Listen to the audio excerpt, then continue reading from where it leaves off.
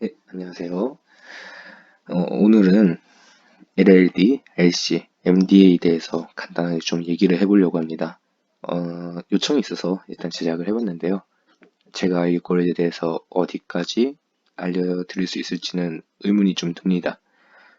따지고 보면 생각보다 어려운 부분도 있고, 어느 정도 준비가 되어 있어야지 받아들일 수 있는 부분도 있기 때문에, 어, 제가 아는 범위에서 알려줄 부분만 좀 말씀드리고, 짧게 영상을 찍어 보려고 하는데 예상 시간은 저도 이거 프리스타일로 한번 진행을 해보면 한 15분에서 20분 이상 예상해보고 있습니다. 일단 설명 한번 해보겠습니다. 일단 LLD, LC, MDA에 대해서 일단 얘기를 해볼 건데 일단 LC는 최소 검출 한계라고 합니다. 결정 한계라고 하죠. 뭐 결정 준이라고도 합니다. 글씨 좀 크게 쓰겠습니다. LC는 결정 준이라고 하고요. 여기서 이제 LLD는 최소 검출 한계라고 하죠. 그래서 이거를 MDL이라고 하고요. 최소 검출 준위라고도 합니다. 그리고 뭐 이걸 줄여서 LD라고도 하고요. 그리고 MDA는 네, 저희가 알고 있는 최소 검출 방사능 이렇게 볼 수가 있겠습니다. 이건 뭐 결정한 게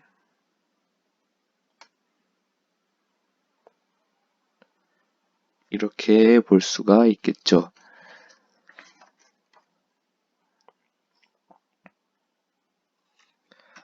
네, 그래가지고 이 세 가지를 제가 한번 설명을 해볼 건데 잘 두서없는 설명이겠지만 잘 따라와 주시기 바랍니다. 식에 대한 유도는 MDA에 대해서 아주 깔짝 할 거고요. 제대로 하게 된다면은 우리가 보는 시험에서 많이 동떨어진 내용이 될 거라고 생각을 하고 있고 저도 그거에 대해서는 정확히 설명을 드리길 자신이 없기 때문에 제가 아는 범위에서만 설명을 드리겠습니다. 일단은 1종과랑 2종과라는 걸 아셔야 됩니다. 그래서 그래프를 하나 그리겠습니다. 이렇게 이 그래프 말고요. 이렇게 한번 그려보겠습니다. 그래서 이러한 뭐 종 모양의 제가 그래프를 그릴 거예요. 자, 그렇게 해가지고 여기 중앙을 이렇게 두고 방사능이 A0라고 보는 겁니다. 그래서 우리가 통계적인 검정을 할 겁니다. 그래서 일정한 임계값을 두고요. 여기를 기강력이라고 합시다. 기강력을 두고요. 통계적인 검정을 했습니다. 그러면은 이 영역은 지금 귀무가설이고요. 귀무가설 영역이고요. 이 영역은 대립가설입니다. 대립가설. 대립가설이라는 곳인데 LC에 대해서 먼저 설명하는 겁니다. LC에 대해서 먼저 설명하는 건데 이 LC라는 것은 LC든 MDA든 어쨌든 둘 다에 대해서 설명하는 건데 이 대립가설과 귀무가설이 나온 이야기는 여기에 지금 우리가 통계적인 검정을 해서 이 위치에 해당하는 확률이 나왔습니다. 이 면적은 P, 확률이라고 보시고요. 여기 이 면적에 해당하는 확률이 나왔다고 보면은 이거는 지금 귀무가설이 아니라 대립가설을 채택하게 되는 겁니다. 근데 이 대립가설을 채택을 하게 되는데 실제로는 이 귀무가설에 정말 우연히 또 여기 이 조그만한 확률에 들어왔지만 우리는 지금 여기를 넘으면은 대립가설로 보고 있잖아요. 근데 이 위치에 들어왔는데 대립가설에 대한 내용이 아니라 우리가 예를 들어 대립가설에 대한 내용이 아니라 실제로는 진짜 우연히도 귀무가설에 대한 사항이 발생을 한 거죠. 이걸 보고 우리는 일종 오류라고 합니다. 일종 오류. 그러니까 자, 우리 방사능에 대한 영역으로 돌아서 자, 우리는 방사능을 측정합니다. 그래서 방사능을 측정하는데 그래서 귀무가설이 방사능이 없다. 방사능이 없다. 그리고 대립가설이 방사능이 있다. 인 겁니다. 방사능이 있다. 그러면은 우리가 지금 다시 지워서 깔끔하게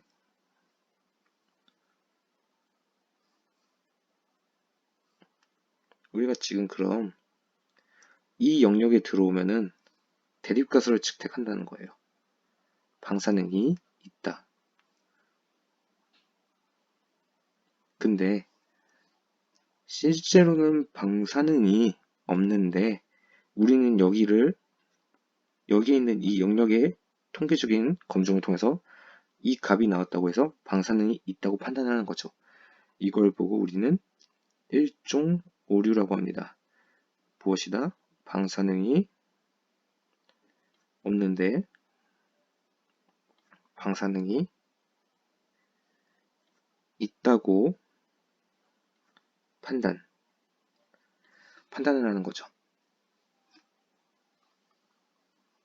그리고 일종이 있으니까 그럼 이 정도 있겠구나 라는 생각을 하실 수 있겠습니다. 그러면은 이종 오류를 한번 써보자면은 이렇게 그래프를 하나 더 그립니다. 그리고 색깔을 바꿀게요. 이 빨간색 여기는 이종 오류의 영역입니다. 그리고 여기는 일종 오류였습니다. 아까 일종 오류가 방사능이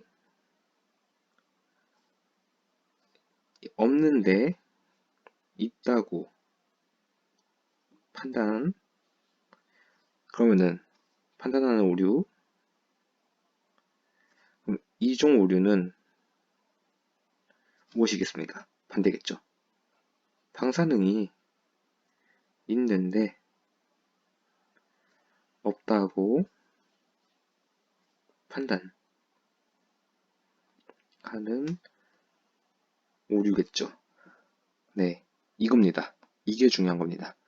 결국에는 이걸 설명하는 이유가 뭐냐면은 이러한 이 영역을 나누는 그 기준이 되는 값이 바로 우리가 흔하게 이야기하는 신뢰도와 직결이 되는 내용이기 때문입니다.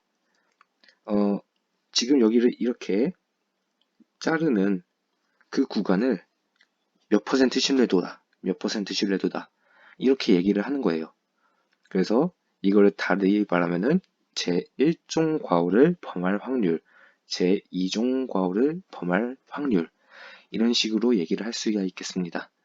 이거를 왜 설명을 했냐면은 결국에는 MDA나 LC나 전부 다 통계적인 방법을 통해서 방사능이 있냐 없냐를 판단하는 겁니다. 정확히 말하면은 백그라운드와 우리가 어떠한 시료를 검출했을 때 우리가 디텍터가 있습니다. 디텍터가 있는데 이 시료가 있어요. 이 시료를 측정을 하는데 백그라운드랑 같이 측정이 되잖아요. 그래서 이 백그라운드와 이 시료의 방사능이 구분이 되느냐 안 되느냐를 따지는 것이 이 LC나 MDA의 정의입니다. 그 목적이고요. 근데 차이는 뭐냐? LC는 측정한 값이고요. 측정하고 나서 MDA는 측정하기 전입니다. 그래서 계산 문제를 풀 때는 이 LC를 사용하고자 한다면 측정한 값이라는 전제가 이미 붙어 있어야 되는 거죠. 굉장히 많이 나오는 개념이니까 알고 계시면 좋을 것 같습니다. 어쨌든 결국에는 제가 이렇게 설명을 드린 거는 이 1종 오류와 2종 오류 이거를 직결되는 게 뭐 1종 오류를 범할 확률 이렇게 얘기하지만 보통 문제에서는 신뢰도를 뭐 95% 신뢰도 이런 식으로 나오는 겁니다. 이거에 대해서 직결되는 거예요. 그렇다면 우리가 편하게 계산하기 위해서는 이 2종 오류를 범할 확률과 1종 오류를 범할 확률이 같아야 된다라는 얘기입니다. 그래서 모든 LC 그리고 MDL로 통해서 이제 MDA가 되는 거죠. 이거의 모든 가정 우리가 쓰고 있는 일반적인 가정에 베이스로 깔려있는 것은 알파, 그러니까 1종 오류를 범할 확률이 알파, 2종 오류를 범할 확률이 베타입니다. 그래서 알파랑 베타랑 같아야 한다.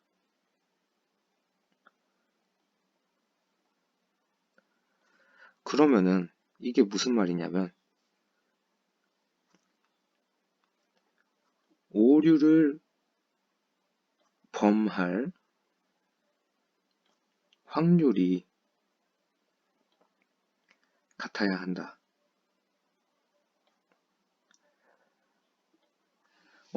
그러면 이 말이 뭐냐? 결국 신뢰도가 같아야 한다.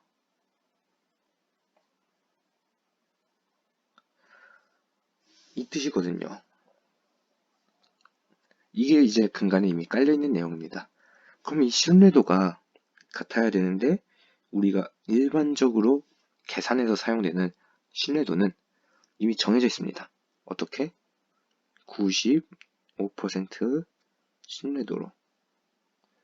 그러면은 이거는 몇이냐? K값이 1.645, 1.65, 뭐 그렇게 말을 할 수가 있겠죠. 그럼 여기서 왜 1.645냐? 라고 묻는 분들이 꼭 계실 것 같아요. 그래서 보면은 여기 보시면은 지금 우리가 확률을 사용한 거는 지금 요겁니다. 요거. 즉 우리가 2종 오류나 1종 오류나 고려할 때 지금 이 꼬다리 끄트머리 부분을 한쪽밖에 사용하고 있지 않아요. 이걸 보고 단측 검정이라고 합니다. 뭐 영어로 하면은 one tail test 인 거죠. 그래서 이 개념적으로 보더라도 단측 검정 같은 경우는 키가 170이 넘는 사람이 몇 명이 있느냐, 그러니까 어떤 게 크냐 작냐, 이것보다 크냐, 이것보다 무조건 크냐, 이거를 넘느냐, 이런 식의 초과를 하는 개념에서 접근을 하면은, 또는 반대도 되겠죠. 어쨌든 무언가를 넘느냐 이런 쪽에 그 개념으로 갔을 때 우리는 지금 방사능이 우리가 설정한 값을 넘는다면은 방사능이 있다고 판단을 하려고 하는 거기 때문에 방사능이 있냐 없냐 이런 걸 나누기 위해서는 단측 검정이라는 개념이 딱 들어맞는 거죠.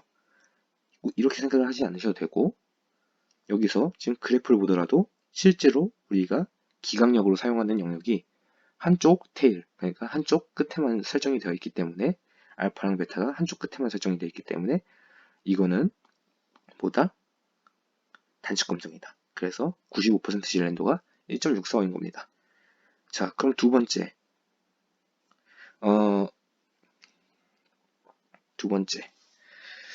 우리가 지금 그러면은 결국에는 이 개념을 따지고 나면은 여기 위에서 봤다시피 시료를 측정하고 백그라운드도 측정하고 그렇습니다. 우리가 지금 보면 LC를 식을 적으면은 2.33 곱하기 BKG의 카운트를 쓰고요. MDL의 경우에는 뭐 2.71 더하기 뭐 4.65 곱하기 역시 여기에도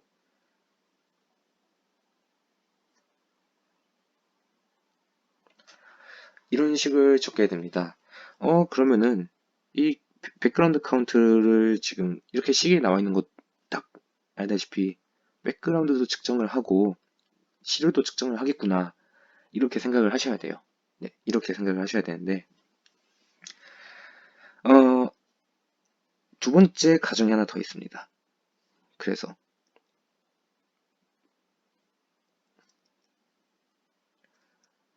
시료와 백그라운드의 측정 시간이 같아야 한다.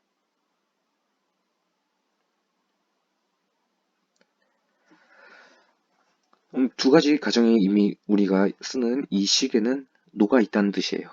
무엇이? 신뢰도가 같아야 한다. 몇으로? 95%로. 몇으로? 1.645로. 왜? 단축 검정이니까. 두 번째, 시료와 백그라운드의 측정 시간이 같아야 한다.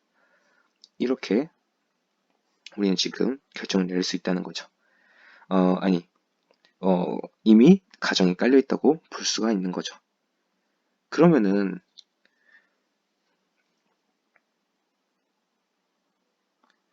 우리가 이제 문제를 나왔을 때, 이 신뢰도가 다르게 나오면은 어떻게 해야 됩니까? 라고 물어보시는 분들이 가끔 있었어요. 제가 이거 얘기해 줄 때. 근데 저희 짧은 경험으로는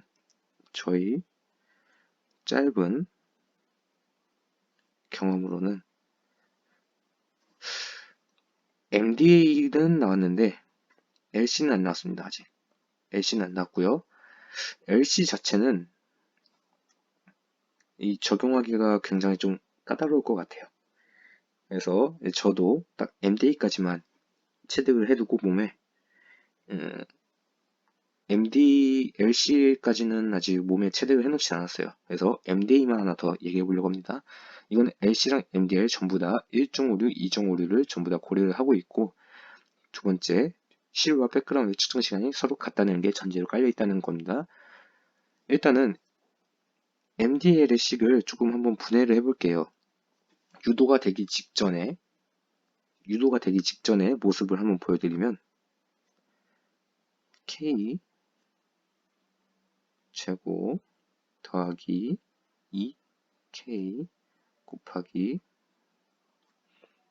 1 더하기 TS TB 곱하기 백그라운드의 카운트 레이트, 그러니까 개수율입니다. 한글로 쓸게요.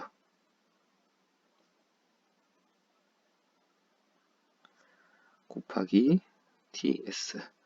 자, 이게 이겁니다.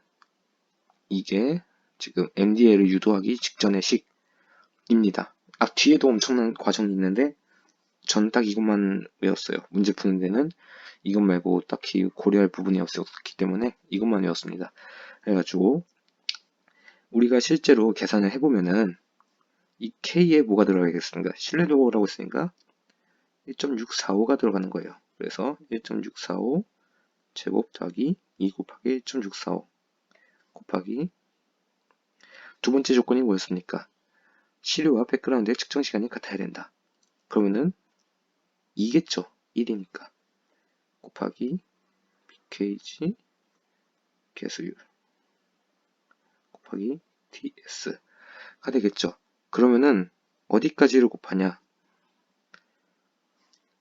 1.645 제곱 더하기 2 곱하기 1.645 곱하기 루트 2 곱하기 루트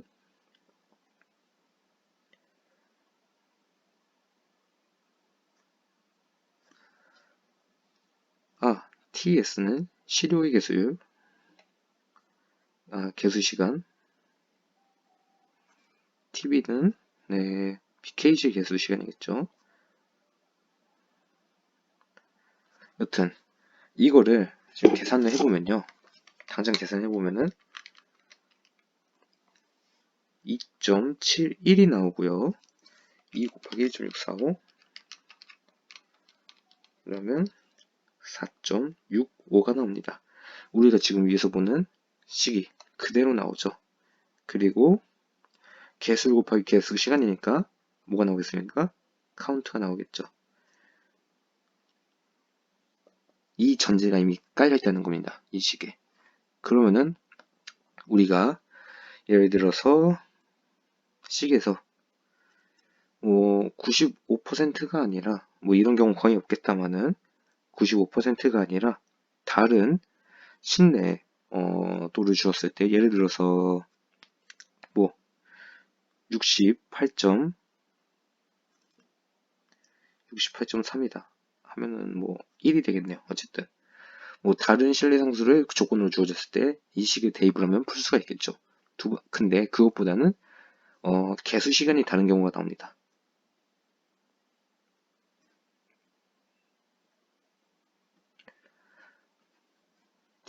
ts와 tb가 같은 게 아니죠. 이 경우가 많이 나와요. 그러면은 역시 그대로 이걸 이용해서 풀 수가 있다는 겁니다. LC 같은 경우는 개수 시간과 개수율이 다른 경우에 개수 시간이 다른 경우에는 적용해야 되는 식이 있는데 그 식은 이제 방원론에 나와 있습니다. 방원론에 나와 있고 그거를 적용하기에는 좀 까다롭습니다. 그래가지고 적어보자면은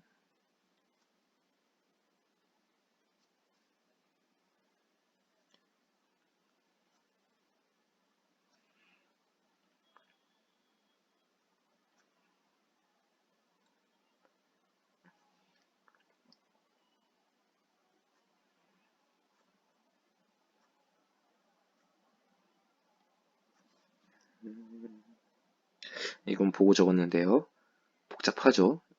요거에 비해서는. 그래가지고 이 개수 시간과 개수율이 다른 경우에는 제가 지금까지 봐왔던 예제로는 이 MDL에 대해서 적용하는 거 하나 MDL 또는 MDA에 대해서 적용하는 문제를 대부분 많이 봤고요. LG는 아직 많이 보진 못했어요. 근데 이 불안하다면은 저 같은 경우에는 이 식까지는 외울 것 같습니다. 이 식까지는 외울 것 같고 이 식은 필히 저는 외우더라고 추천을 드리고 싶네요. 별개로 저희가 이제 LC 대신에 제가 가끔가다 이용하는 방법인 T테스트라는 방법이 있습니다. T테스트라는 방법이 있는데 개수율 어차피 절대값입니다. 시료의 빼기 pkg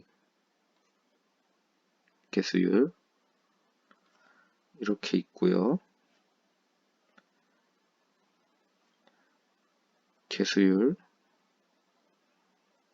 시간 더하기 개수율 이거는 시료 개수율 pkg 개수율 시간 이런 식으로 해서 나온 값이 t스코어가 나오고요. 이렇게 t스코어 구해주면은 그 주어진 신뢰도를 이용해서 신뢰 상수값이 예를 들어서 1.96이다. 1.96이라면은 t스코어가 얘를 1.96을 넘는다. 넘으면은 유의미한 차이가 있다는 것으로서 얘는 이제 방사능이 있다고 보는 거고, T스코어가 실내 상수보다 작다. 작다고 하면은 유의미한 차이가 없기 때문에 일단은 뭐 방사능이 없다라고 보는 겁니다.